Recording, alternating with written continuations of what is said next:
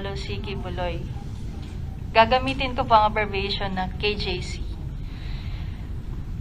Pinagsamantalahan ako ni Pastor Kibuloy bilang minor de edad na pinaniwala nila ako na hindi dapat questionin ang pagsasamantala niya dahil mali na questionin ng ama.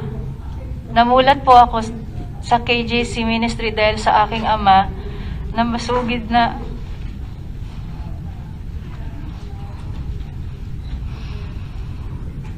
nakatutok sa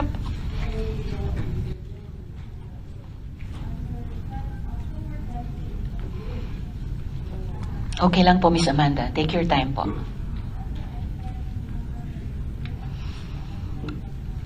nakatutok sa palabas ni Kibuloy sa TV. 10 years old po ako nung naging full-fledged member ng KGC ang tatay ko sa aming city. Noong 2009, 12 years old na ako noon, sumisimba na kami sa KJC.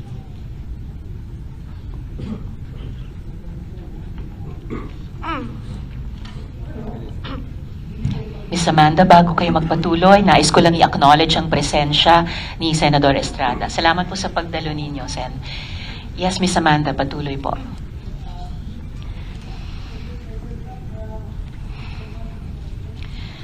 Kasama ang kapatid kong babae na 10 years old naman, mula 2010 to 2011, naging aktibong member kami ng kapatid ko sa KJC. 2012 na binyagan o na-baptize na kami under KJC rights at mula noon, official members na kami.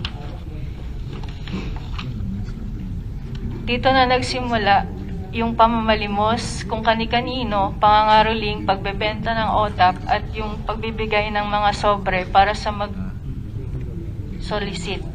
Bata pa kami noon, kaya wala kaming magawa, kundi sundin ang coordinator kaysa naman ipatawag sa KJC office, mapagalitan at mapapalo kami. Noong December 2012, nirecruit kami ni Marlon Rosete para mangaroling kasama ang group niya na ang tawag ay Psalms of David Orchestra. Sabi niya sa amin, kakanta kami sa harap ni Pastor Kibuloy sa bahay niya sa Quezon City. Doon yun sa KJC Compound, Mozart Street, Greenville Subdivision, Barangay Sauyo, Novaliches, Quezon City. First time namin ng kapatid ko na makilala noon si Kibuloy. Pero nung nakita niya kami ng kapatid ko, ang sabi niya, oh, ito yung magkapatid, kasama pa ang aming apelyido. Noong January 2013, sinabihan kaming magkapatid ni KJC Minister Alain Balmes na naimbitahan daw kami ni Kibuloy na mag-attend at kumanta sa open field concert sa Davao City. Kaya nagpunta ako, ang kapatid ko at ang nanay ko at isa kong kapatid na lalaki sa Davao City, kung saan nakasama ulit namin si Kibuloy for the second time. Pagkatapos ng concert, inimbitahan ako na maghapunan kasama si Kibuloy, kasama ang isang babae na si Ingrid Canada. Doon ni-recruit kami ni Ingrid, kami ng kapatid ko na maging full-time workers.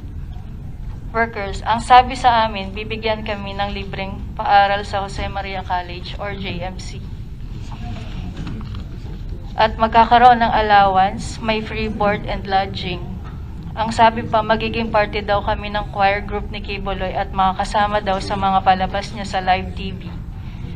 Makakasakay daw kami sa eroplano ni Kibuloy, makakapag-travel daw kami ng libre. At doon po pumayag ang aking ina. Noong July 2013, 16 years old na ako nito, na-promote kami bilang close-in pastoral. Sa puntong ito, nilipat kaming magkapatid sa isang dorm sa loob ng KJC Davao Compound. Pagtungtong ko ng 17 years old, mas naging maselan na ang ipinapagawa nila. Tanda ko pa, September 1, 2014, kasi kakatapos lang ng tribute program ng KGC, tutulog na sana ako, pero sabi ng isang kasamang pastoral worker, magpunta daw ako sa dining area ng Bible School dahil pinapatawag daw ako ni Jacqueline Roy. Pagpunta ko doon, andun nga si Jacqueline Roy, pero walang ibang tao sa dining area. Madilim at tahimik na kasi 10 oras na ng gabi. Tulog na yung ibang mga kasamahan namin. Kinausap ako ni Miss Roy. Ang sabi niya sa akin, Amanda, connection mo ito sa amahan. Privilege na mapabilang sa pastoral, isanctify mo ang sarili mo. Sabi niya, parte daw ng trabaho ng Ministry of the Pastorals na imasahe si Kibuloy. Sabi niya, special privilege daw ito dahil hindi naman daw lahat nahawakan at nakakalapit sa anak ng Diyos. Sabi niya pa, wag ko daw pagdudahan ang anuman na mangyayari sa loob ng kwarto kasama si Kibuloy. Basta ibigay ko lang daw ang sarili ko, maghanda daw ako, maligo, mag-toothbrush. Sinabihan pa akong mag-blow dry ng buhok. Litong-lito ako noon, pero sumunod na lang ako. Sabi ni Jacqueline Roy, kunin ko daw yung isang pajama ko at binigay ko sa kanya kasi aamuyin daw niya. Ginawa ko naman. Pagkabigay ko ng pajama ko, inamoy niya at biglang sabi, ipapahiram na lang daw niya ang pajama niya.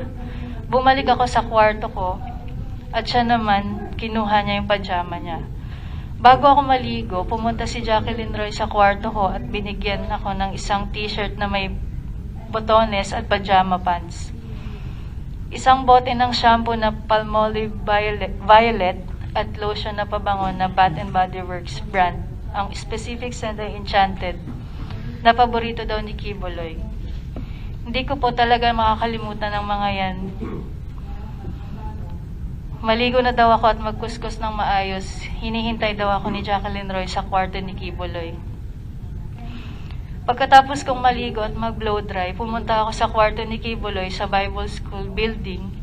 Yung kwarto na yon may 2 pinto. Yung unang pinto bukas na. Kaya pumasok ako doon. Yung isang pinto papunta sa main room ni Kibuloy. Pagkatok ko, sa pangalawang pinto, pinagbuksan ako ni Jacqueline Roy. Inakay niya ako sa may kama ni Kibuloy. Nakita kong natutulog at naghihilig pa. Nung una, pinaupo muna ako ni Jacqueline Roy sa kama, malapit sa paa ni Kibuloy. Natulog pa rin noon. Pinakita ni Jacqueline kung paano daw imamasahe si Kibuloy. Sabi niya, unahin ko daw sa paa. Nakinig lang ako habang dinedemo niya. Tapos sabi na lang ni Jacqueline, hintayin ko na lang daw na sabihin ni Kibuloy kung anong sunod na gagawin. Sabi niya, hanggat walang sinasabi si Kibuloy na pwede na akong umalis, hindi ako dapat lumabas ng kwarto. Matapos siyang magbilin, lumabas na siya ng kwarto.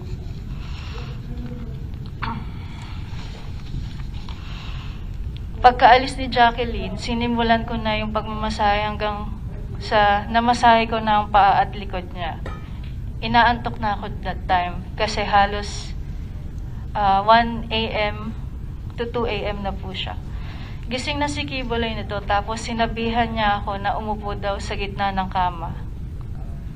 Sumunod lang ako sa instruction, umupo ako na naka-cross legs. Nung itutuloy ko na dapat ang pagmamasahe, tumayo siya at umupo sa harap ko. Sinimulan niyang tanggalin ang botones ng t-shirt ko hanggang sa tuluyan niya tinanggal ang buong t-shirt ko. Sabi niya, tumalikod daw ako. Sumunod lang ako doon at tinanggal niya ang aking bra.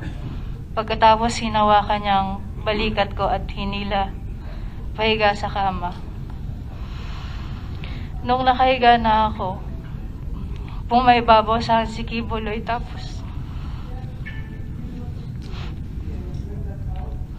Tapos kahit pareho pa kaming nakapajama nun, kinikis-kis niya ang ari niya sa ari ko.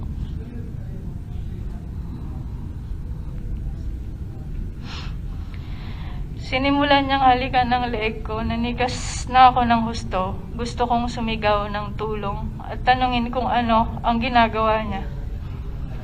Pero naalala ko na bawal akong mag-question. Paumanhin po, Madam Chair. Kung maselan ito, halo po ito sa aking sinumpaang salaysay. Nung tinigasan na siya, sinimulan niyang tanggalin ang pajama at pants at underwear ko.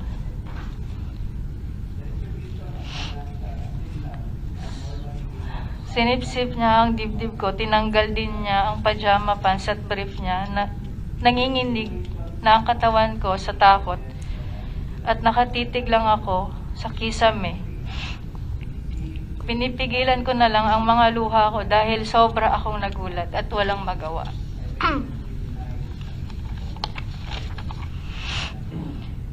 Pagkatapos ay tuluyan na akong pinagsamantala ni Apollo Kibuloy nung siya ay natapos na. Pumunta siya sa CR. Tulala pa rin ako, nakatitig lang sa kisame. At dito nagsimula na akong umiyak. First time ko kasi ito. Ang dami kong tanong pero inisip ko na lang para makampante na baka ito ang kalooban ng Ama sa buhay ko. Pagkabalik ni Kibuloy galing CR, inutusan niya akong magdamit na ulit. Umupo ako sa sulok ng kama at patuloy ang pag-iyak ko. Tapos tinawag ako ni Kibuloy. Sabi niya, Amanda, humiga ka dito sa tabi ko at matulog ka na. Natulog akong nakatalikod sa kanya pero niyakap niya ako at humawak pa sa dibdib ko. Pagdating ng alas 6 o alas 7, pinabalik na ako sa kwarto ko. Sinabihan niya pa ako, mamaya paggising mo ng maaga, huwag kang lalabas sa main na pinto. Doon ka sa likod sa garden. Tumango lang ako at sinabing, opo. Nais ko lang bigyan diin na minor pa ako noong nangyari ang mga ito. Mula noon ay inobserbahan ko na ang mga miyembro ng close-in pastorals. May isang pastoral lagi na maliligo, magbibihis at gagamit ng kaparehong shampoo at body wash na ginagamit ko. Tulad rin sa naranasan ko, babalik ang pastoral mga alas 6 o alas 7 ng umaga. Mula noon, gusto ko na talagang umuwi sa amin. Hindi ko naintindihan ang KJC ministry. Noong 2016, may misa sa open field sa loob ng compound ni Kibuloy. Habang nangangaral siya, hiniram ko ang telepono ng isa ko pang kasamahan at tinawagan ko ang nanay ko na saktong nasa airport noon. Napaiyak ako habang nagmamakaawa sa nanay ko na balikan ako sa compound. Pagdating niya, napaiyak ako ulit. Nang hingi ako ng pamasahe kasi sabi ko, gusto ko nang umuwi at sabihin sa kanya ang mga totoong nangyayari. Pagkaalis ko sa KJC, pumunta naman ang nanay ko sa Davao City para i-rescue ang kapatid ko. Pinahirapan nila ang nanay ko.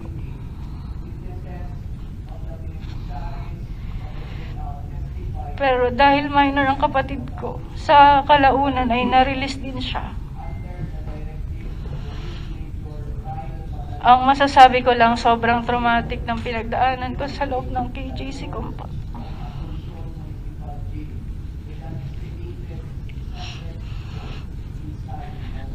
Hanggang ngayon, hindi pa rin ako nakaka-recover.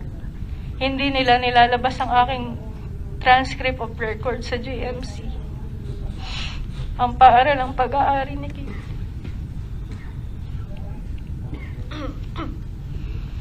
Dahil may utang daw kaming tuition, kami ng kapatid ko. Samantalang, una pa lang, sinabi nila na kami ay scholar. Nakipag-ugnayan na rin ako sa mga dating pastoral na hindi na rin kontaktado sa KJC. Ibinahagi din nila sa akin ang kanilang mga kakilakilabot na karanasan sa loob. Alam kong hindi lang ako ang minor de edad na biktima ng sexual harassment ni Kibuloy. Pinapasalamatan ko ang kumiting ito sa pagkakataong magsalita sa harapan ninyo ngayon. Thank you po.